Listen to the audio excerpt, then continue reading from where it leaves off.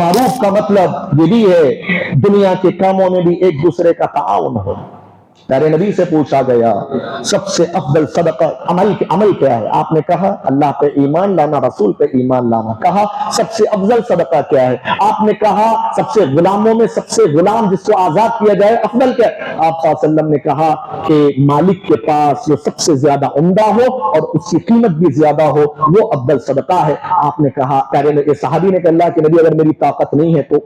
آپ نے کہا اگر کسی کو ہنر آتا ہے نا اس کی مدد کرو، ہنر والے کی مدد کرو، چھوٹے چھوٹے کاموں میں اس کی مدد کرو۔ آپ نے کہا کہ اگر کسی کے پاس ہنر نہیں ہے، بزنس کرنے کا طریقہ نہیں آتا، پیسہ کمانے کا سلیقہ نہیں ہے، آپ اپنے تجربات کے ذریعے سے دنیا کے معاملے میں اس کو کھڑا کیجیے، اس کا تعاون کیجیے۔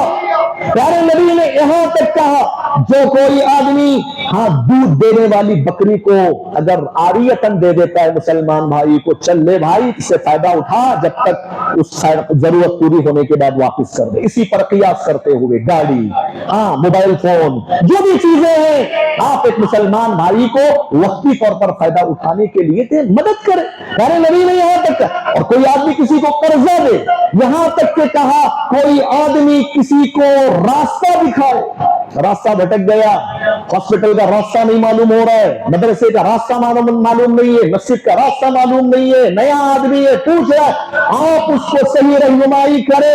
پیارے نبی کہتے ہیں ایسے رہنمائی کرنے والے کو اللہ ایک غلام آزاد کرنے کا ثواب عطا کرتا ہے۔